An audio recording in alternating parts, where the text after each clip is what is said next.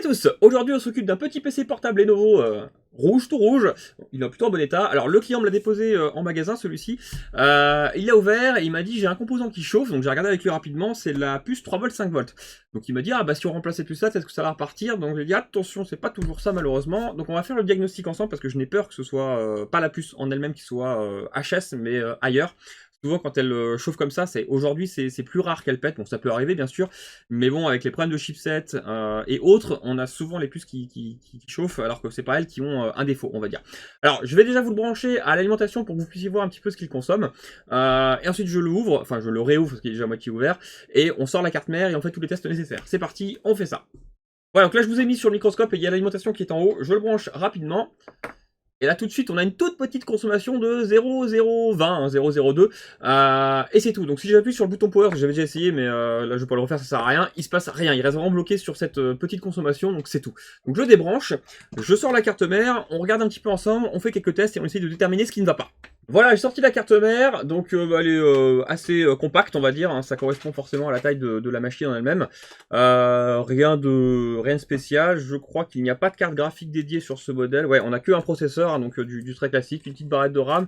Je sais pas s'il y a de la RAM intégrée dessous. Ça permet de savoir en fait un peu des fois comment elle est faite. Non, pas de RAM intégrée, donc ça c'est une bonne chose. Les cartes mères qui n'ont pas de RAM intégrée c'est très bien parce que ça évite d'avoir des soucis, dans le sens où si la RAM intégrée est défectueuse, ça complique les choses dans le sens où ça empêche la machine de démarrer et il faut tenter de désactiver la RAM intégrée qui est sur la carte mère. Là au moins quand c'est une simple barrette de RAM, si elle est défectueuse on change la barrette et c'est reparti pour un tour. C'est des tests plus simples à faire on va dire. Mais bon bref, là notre problème n'est pas là hein, parce qu'il s'allume pas du tout, mais bon, ça peut servir. Donc je disais que c'était la puce 3V 5V qui chauffait, donc forcément quand on met le doigt on voit où ça chauffe et c'est facile à trouver. Mais là, je vais faire comme si je ne savais pas, on va dire, et je vais essayer de trouver la puce 3V 5V sans caméra thermique, sans rien. Je vais montrer du coup ma façon de faire, on va dire. Il faut savoir, donc là, je vous mets directement dessous, hein, clairement, au plus simple. Et ma façon de faire pour trouver ça rapidement, eh bien c'est très simple, la puce 3V 5V, bah, d'où son nom, développe deux tensions, le 3V et le 5V. Et souvent, ces deux tensions, elles sont reliées après donc, à deux petits transistors MOSFET, hein, donc c'est la puce juste ici qui les contrôle, et ça vient après, donc ça passe par les bobines de chacune là, et ça passe ensuite par les condensateurs qui vont alimenter tout le système. Et du coup, bah, très souvent, les deux puces 3V et 5V sont côte à côte, et forcément elles sont très proches de la puce 3V 5V. Donc là c'est très simple, on trouve deux bobines côte-côte, hein, clairement on peut pas faire mieux, elles sont vraiment, voilà, tout est similaire on va dire, condensateur bobine de MOSFET, condensateur bobine de MOSFET, et juste après, juste à côté, on a la petite puce 3V 5V. Donc c'est vraiment elle qui va contrôler ces petits transistors pour délivrer le 3V et le 5V. Alors là je ne sais pas exactement qui correspond à quoi, il faudrait que je regarde sur les schémas ou même que je teste avec des tensions pour savoir qui est la 5V et qui est la 3V3. On pourrait le trouver facilement avec les pattes etc. Mais pour l'instant, actuellement, là tout de suite, je ne sais pas. Bon.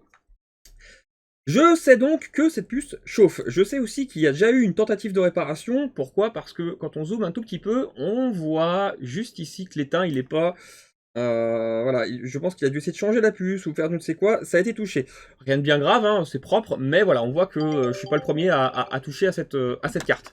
Donc, on va essayer de trouver déjà le schéma de cette puce, on va essayer de comprendre comment elle fonctionne, afin de trouver du coup qui pose problème, pourquoi ça ne fonctionne pas, pourquoi elle chauffe. Parce que là, je peux quand même vous montrer rapidement, hein, je vais le brancher, je vais mettre de l'alcool, vous allez voir tout de suite, il n'y a même pas besoin de s'embêter à passer sous caméra thermique, mais là, clairement, quand on branche, ça se met tout de suite à chauffer. Alors, je prends le petit connecteur du châssis qui est resté dans la machine, et puis et je vais vous montrer. Mais vraiment, c'est assez impressionnant, ça chauffe tout de suite. Hein. Donc, on a vraiment un problème sur la puce, hein, ça peut être la puce, mais peut-être pas. Donc, on va vraiment vérifier. Je vous mets dessous. C'est un peu bancal parce que j'ai relevé la carte vu que je suis dans le châssis à moitié. Voilà, c'est pas facile quand on a la caméra à l'envers. Voilà, parfait. Mon petit connecteur d'alimentation. Je comptais pas la brancher, mais je vais quand même vous montrer, comme ça au moins il n'y aura pas de surprise, on va dire, vous saurez que c'est vraiment elle qui a quelque chose qui ne va pas en tout cas. Alors est-ce que c'est elle? On ne sait pas encore, mais en tout cas il y a un truc qui chauffe, ça c'est sûr. Le connecteur, alors je suis un peu loin, désolé, c'est un peu le fouillis là. Voilà, on va faire comme ça. Je vous mets dessous. Je coupe mon alimentation, voilà. Je vous remets bien dessus. Je mets de l'alcool, je mets de la lime, paf! C'est immédiat, on a vraiment une réaction tout de suite. Donc là, on a bel et bien un défaut, donc soit du composant, hein, c'est possible, ou d'une ligne qui l'alimente. Donc on va regarder ça. Je vais regarder le schéma, je vais voir un petit peu comment fonctionne ce petit composant-là, et on en parle. Alors, pour trouver comment ce composant fonctionne, forcément, j'ai besoin de sa référence, donc j'ai mis un petit peu en biais pour que vous puissiez voir. Donc là, on lit 1275C. Je vais taper ça sur internet et on va essayer de trouver le datasheet. Voilà, donc j'ai tapé 1275C, alors j'ai pas trouvé exactement la référence, mais je tombe sur TPS 51275C. Et c'est bien ça, en fait, c'est juste que sur la puce en elle-même, les numéros de série sont pas toujours correspondants ou sont réduits, ça c'est un gros problème parfois pour trouver les composants, mais en tout cas c'est bien cette puce-là que je recherche. Donc je vous ai mis tout de suite sur la bonne page, on a du coup toutes les petites pattes en question voilà, de ce qui est nécessaire, ça va nous permettre de savoir un peu qui que quoi. Je vais donc pouvoir tester rapidement avec mon multimètre pour voir si j'ai pas des courts-circuits sur une de ces lignes-là, sur une de ces pattes. On va pouvoir voir en fait si c'est normal ou pas que j'ai un court-circuit ou pas quelque part. Par exemple, si ça sonne sur une masse, bah forcément c'est parfaitement normal. Si par contre ça sonne sur une alimentation de sortie ou d'activation, ce n'est pas normal. Donc on va pouvoir tester et on va voir ce que ça nous donne. Hop, voilà, je me mets bien dessous, top, parfait. Alors, c'est parti, je teste. Alors là, je vais même pas prendre la tête, hein, je vais faire un tour de table, si je puis dire ça comme ça. Je vais partir d'ici, et on va tester, voir du coup, si on a quelque chose qui ne va pas. Donc là, pas de court-circuit, aucun problème, tout ça c'est bon. Je suis bien à la masse, hein, j'ai ma probe noire sur une masse et la rouge pour tester, mais en mode continuité, ça pourrait être l'inverse, il n'y a pas de souci. On teste juste si on a vraiment un court-circuit à la masse. Alors, j'ai lui qui a sonné 2 secondes. Il sonne, alors... Ah oui, mais ouais, ok, le multimètre monte, donc il n'y a pas de souci. Ça peut être normal, je continue. Passer à la suite. Pas de court-circuit. Là non plus. Là non plus. On va arriver là où ça a été touché, donc ça tombe bien. Comme par hasard, à cet endroit-là où ça a été un peu touché, ça sonne. Donc ça va ce condensateur-là qui sonne. Donc on va voir un petit peu après la ligne et je finis. Ok. Donc on n'a qu'un seul endroit qui sonne, c'est une ligne qui va vers ce gros condensateur. Alors, c'est assez marrant parce que du coup, je sais que c'est forcément il y a quelque chose, il y a une tension là, hein, vu la taille du condensateur ici, il y a forcément quelque chose qui doit alimenter l'un ou l'autre. Donc on va regarder sur le schéma, on va compter le nombre de pattes et on va voir à quelle piste ça correspond. Donc là par exemple, j'ai le petit point sur la puce ainsi qu'une flèche, hein, donc là on peut pas se tromper de où commence le départ, si je peux dire ça comme ça. Donc on va regarder sur le schéma et on va voir un petit peu à quelle patte ça correspond celle-ci. Donc sur le schéma, on a la patte numéro 1 qui est ici et on compte dans le sens inverse des aiguilles d'une montre. Donc moi en gros celle qui déconnait c'était la troisième, 1, 2, 3 ici. Et on a la ligne V reg 3. Ok, alors on va regarder à quoi ça correspond juste en dessous, hein, autant pas être bête, donc la patte numéro 3 et le nom VREG 3. VREG 3, et bien c'est parfait. On a une petite information très intéressante. 3V3, low dropout output. Donc en gros, c'est la puce qui va développer du 3V3, donc c'est cette petite puce-là qui va sortir une ligne d'alimentation de 3V3 sur cette ligne-là. Et je sais exactement à quoi elle va vous servir, on va en parler après. Cette ligne-là va servir à alimenter, bien souvent, c'est ce qui alimente la puce Super IO. C'est en gros ce qui va servir à démarrer après tout le reste de la machine, si je peux simplifier encore une fois. Mais forcément, cette puce Super IO doit être alimentée pour commencer à fonctionner. Eh bien, cette ligne-là va servir à l'alimenter. Donc, on commence gentiment à se rapprocher du problème. Je pense sincèrement que la puce 3V3 n'est pas en défaut. En plus, on a un beau court-circuit sur la ligne qu'on a testée. Je pense sincèrement que c'est la puce Super IO qui est en court-circuit, qui est HS, et qui fait que la machine ne démarre plus. Donc maintenant, ce qu'il va falloir déterminer, c'est du coup confirmer c'est bien la Super IO qui est défectueuse, la changer, et voir si déjà on a une belle amélioration, si on a quelque chose qui se passe de mieux, plus de court-circuit, est-ce que la machine démarre, est-ce que... Donc bon, c'est parti, on va se remettre sur le microscope et on va essayer de comprendre ça. Voilà, je suis donc de retour sur la puce, et donc si je recompte, hein, encore une fois, dans le sens des aiguilles d'une montre, on a la flèche ici, donc le point qui est ici, 1, 2, 3, donc on est bien vraiment sur le 3V3. De l'autre côté, on a, en gros, c'est vraiment la même conception, sauf que là, c'est pour du 5V. Et d'ailleurs, ici, de chaque côté, on a un côté 3V3 et un côté 5V. Ou l'inverse, hein, j'ai pas regardé là sur le schéma, on pourrait regarder facilement. Mais voilà, c'est comme ça que la puce fonctionne, donc c'est vraiment très très simple à trouver une puce 3V3. À chaque fois, il y a des choses qui sont vraiment correspondantes et qui se font face, c'est assez rigolo pour ça. Donc, bon... Maintenant, je sais que ma 3V3, elle est en court-circuit. Alors, qu'est-ce que je vais faire pour savoir si vraiment c'est ma SIO qui est en défaut? Eh bien, deux solutions, on va dire, assez simples. Soit j'injecte une tension de 3V3 ici, et je regarde sous la caméra thermique ce qui chauffe, donc sûrement la puce Super IO. Soit je retire la puce Super IO et je vois si le court-circuit est toujours présent. Forcément, c'est un peu embêtant. On va pas s'amuser à retirer un composant comme ça pour rigoler, juste pour voir si ça fonctionne. Surtout que la Super IO, je vous la montre, c'est quand même une puce qui est assez grosse, entre guillemets, avec pas mal de pattes. On a 128 pattes là-dessus. Toutes les Super IO font 128 pattes en général, sauf les BGA, mais dans le principe, elles se ressemblent toutes en général. Donc là, dessouder un composant comme ça, bon, c'est pas très dur à dessouder, mais c'est plutôt que pour ressouder, il faut refaire les pattes à chaque fois, donc c'est un petit peu long. Donc il faudrait qu'à mettre certains, bien elle qui est en défaut, ou autre chose, parce que ça peut arriver qu'il y ait un autre défaut quelque part, un petit composant style condensateur ou quoi, même si bon d'expérience souvent sur cette ligne là quand ça pète c'est souvent la SIO. Mais bref, on va donc tester sous la caméra thermique et on va voir si on a quelque chose qui chauffe. Alors, pour confirmer le problème, j'ai trouvé la puce Super-IO dans les schémas, hein, j'ai trouvé le schéma de la carte mère, donc c'est très bien. Bon, j'aurais pu faire sans, mais au moins, on va être certain. Je vais suivre les fameuses lignes d'alimentation. On a ici VCC, donc c'est bien une alimentation pour la petite puce en question, et on a bien du 3V3. Alors, la ligne a été renommée sur le schéma, hein, mais 3V3 auxiliaire KBC, KBC pour la puce Super-IO. Hein. Donc là, je vais suivre cette ligne-là, en gros, et on va arriver sur le VCC. Donc, sur la patte 19, 46, 76, 88, 115, on a du coup le 3V3 qui arrive. Je vais donc tester la plus facile, hein, la 19, elle est plus facile d'accès, on va dire, elle est facile à compter, si tu veux ça, c'est la plus proche. Je vais la tester et on va voir si on a bien en court-circuit. Une fois que je saurai ça, bon, techniquement, je suis forcément en court-circuit parce que de toute façon, c'est la même ligne que celle qui est sur la petite puce 3V3. Mais par contre, ça va me permettre de pouvoir injecter facilement du 3V3, enfin, maximum en tout cas, sur cette ligne-là. Et du coup, être à côté de la puce et voir si c'est elle qui chauffe. Donc, je vais compter 19, on va se mettre sous la caméra thermique et on va essayer. Donc, on a notre petite puce, enfin petite puce, tout est relatif. Ici, donc, le point avec la flèche, encore une fois, juste là. Donc, je compte donc 19 jusque là-bas. Donc, 1, 2, 3, 4, 5, 6, 7, 8, 9, 10, 11, 12, 13, 14, 15, 16, 17, 18, 19. Comme par hasard, on tombe sur une ligne qui est assez grosse, avec, encore une fois, un petit condensateur pour stabiliser le tout. Je teste. Et j'ai un court-circuit, formidable. Alors, le multimètre ne me l'a pas montré sur l'écran, je pense qu'il y a eu un petit souci, mais c'est pas très grave, on va recommencer. Voilà. Je suis à 2.6, je suis en court-circuit, ça sonne. Donc cette ligne-là est bel et bien en court-circuit, donc forcément toutes les autres techniquement aussi. Alors l'avantage c'est qu'ici on a un joli point d'ancrage, ou même ici, je vais pouvoir injecter ma tension là sous la caméra thermique, et on va confirmer que c'est bien elle qui est un défaut. Une petite trace, je sais pas si c'est du bruit ou quoi, non c'est juste de la saleté. Donc je teste ça sous la caméra thermique, et on teste. Voilà, je suis donc sous la caméra thermique, comme toujours dans ce genre de situation, je mets mon plus là où on a remarqué, je mets mon moins, et on teste. Et comme par hasard, vous l'avez vu tout de suite, voilà, je l'ai fait 2 fois, je peux même le faire une 3e fois. On a la puce Super-IO qui chauffe comme une malade. Bon, ça chauffe aussi autour, hein, forcément. Alors, par contre, le réglage de la caméra est un petit peu faible là. Je vais faire mieux que ça parce que c'est pas fou. Voilà, ça va être plus précis pour nous. On recommence. J'injecte.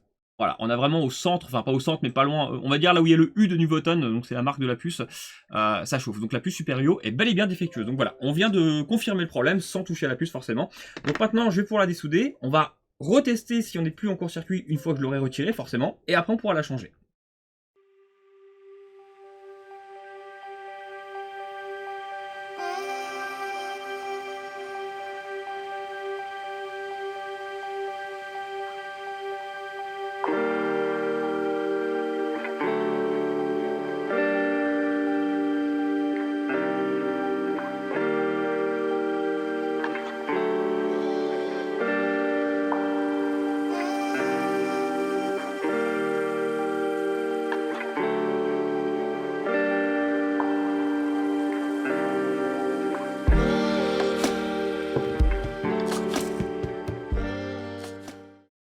Voilà, c'est tout bon, j'ai pu retirer la fameuse puce, donc je vais me remettre sur le multimètre, et on va voir si du coup la fameuse ligne en question qu'on avait, alors celle qu'on avait testée déjà sur la puce tout de suite, ainsi que celle qui était sur la puce 3V3, on va voir si on est toujours en court-circuit. Alors, je me mets sur une masse, et on teste ici du coup. Plus de court-circuit, bon là c'est logique, hein, j'ai retiré la puce et on l'a bien vu chauffer. Je vais tester donc maintenant sur la puce 3V3 qui était de l'autre côté. Alors la voici, hop, donc juste ici justement, et on va voir si... Plus de court-circuit, parfait. Donc là maintenant on peut même encore pousser plus le vis, c'est-à-dire que je vais brancher de nouveau la carte mère, et on va se mettre du coup en mode tension, donc volt sur mon petit multimètre, et on va voir si on a bien du 3V3 qui sort de la petite puce et donc qui arrive au condensateur. Donc j'ai branché la carte, j'ai alimenté, c'est parfait, je teste. 3V3. Donc là, on a bien confirmé que la puce 3V3 était bonne, il n'y a pas de souci. Donc c'est parfait, je vais pouvoir changer la fameuse puce SIO, là on est vraiment sûr à 100% qu'elle était bel et bien HS, et que la puce 3V3 est en bon état, il n'y a pas de souci. Donc on change la puce, et on tente de démarrer. Voilà, c'est tout bon, j'ai préparé le terrain. Alors, c'est une puce d'occasion, celle-ci, j'en ai des neuves, hein, j'en ai dans mon sachet, mais j'avais dû en sortir une, je pense, à une époque, et puis essayer de la souder pour faire des tests, et à mon avis, j'avais dû, soit ça n'était pas de concluant, soit j'avais un autre problème sur la machine, donc je l'avais récupéré. Donc celle-ci, elle a déjà un tout petit peu d'étain sur les pattes, je crois qu'il y a une patte qui est tordue, mais je vais la redresser, c'est pas très grave. Mais voilà, je préfère l'utiliser dans ces cas-là, plutôt que de reprendre une neuve à chaque fois. Alors, comment je fais dans ces cas-là pour refixer une puce comme ça quand c'est neuf, parce que forcément, encore une fois, il y a pas mal de pattes, et elles sont assez grosses. Eh bien, il y a une solution toute simple. Bon, là, je vais faire comme si elle n'était pas étamée, même s'il y a un petit peu d'étain sur les pattes, encore une fois, mais ça change pas grand chose. Je mets du flux, hop, sur 2 coins de la puce. Je prends mon fer à souder et je vais venir en fait souder quelques pattes les premières, forcément. Alors, généralement, une d'abord. Voilà, hop, elle est soudée, c'est tout bon.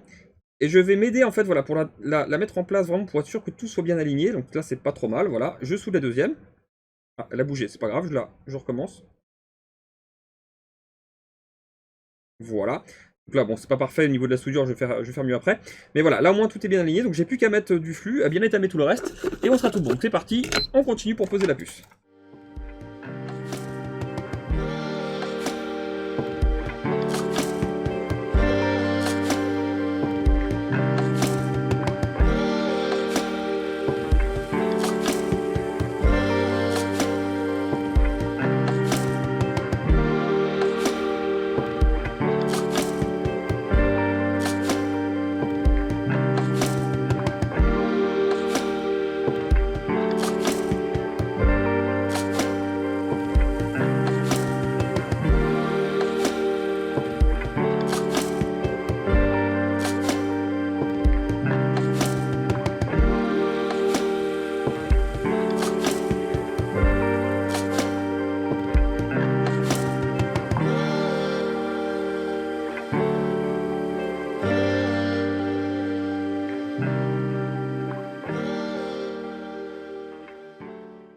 Voilà, j'ai donc fini de souder la puce, j'ai vérifié comme vous avez pu le voir que tout était bien soudé, que tout était propre. Donc on va retester rapidement en mode continuité, donc en mode bip, hein, si je peux dire ça comme ça. Voir sur la ligne du coup en question tout à l'heure si maintenant on est encore en court-circuit.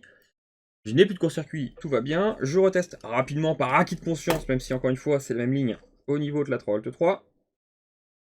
Rien du tout, parfait, donc bah, je vais brancher rapidement la carte mère là tout de suite et vous allez pouvoir voir la consommation en haut à gauche de mon alimentation pour voir si on a du mieux, tout simplement. Hop, top, pas d'erreur, tout est bien en route, c'est parti. Je branche. Donc tout à l'heure, on avait une consommation à 0,020. Et maintenant, quand je branche, normal. Ah, déjà, il y a une différence. Donc 0,0, bah, 0,5, hein, voilà, 0,43, 0,40. Bref, ça bouge. Donc ça veut dire que si ça bouge, ça veut dire qu'il se passe des choses, on va dire. Donc 0,30, je pense que la carte est en train de booter. Voilà, 0,50. Il y a quelque chose. Ok, parfait. Pour confirmer le truc, donc soit je mets la carte mère dans le châssis, mais je peux aussi, je vais vous débrancher la caméra, c'est une prise HDMI, hein, je la débranche là tout de suite d'ici, et je vais la brancher sur la carte mère. Donc là, hop, vous voyez plus grand chose pour l'instant, mais c'est normal. Je me branche à la carte mère. Ça permet de voilà, tester rapidement la carte pour voir si on a quelque chose en externe. Je rebranche la carte, on a toujours la consommation en haut de mon alimentation, on attend un petit peu. Ça peut être un peu long vu qu'elle est en train de se démarrer forcément. Écran noir, ça c'est bon signe. J'attends de voir un peu si le BIOS arrive à se booter. C'est bon, et parfait. On a bien, alors bon là c'est le boot menu parce que j'ai pas de disque dur, je n'ai rien, mais dans le principe il se passe bien quelque chose forcément par rapport à avant, donc là la machine démarre. C'est parfait. Je la remets donc à châssis, on teste tout ça, donc le clavier, le wifi, enfin tout ce qu'il faut tester pour voir si tout va bien, mais normalement on est tout bon. Voilà, c'est tout bon, j'ai remonté le petit PC portable, alors j'ai mis la batterie, il charge, donc là je l'appuie sur le bouton power, il démarre, c'est parfait. J'ai pas le mot de passe, donc je vais pas pouvoir tout tester comme je voudrais, mais au moins, l'avantage sur Windows 10, c'est que l'accueil, on peut quand même tester le Wi-Fi, on peut tester quand même le clavier, bref, on peut tester quelques petites choses. C'est déjà ça, on va dire, donc je vais démarrer, et on voit un petit peu, mais bon, normalement, il n'y a pas de raison, hein, tout est ok, donc je pense que ça devrait aller. Mais par sécurité, j'aime bien tout tester pour être certain. Donc je le charge un petit peu, et on va voir un petit peu si tout est ok.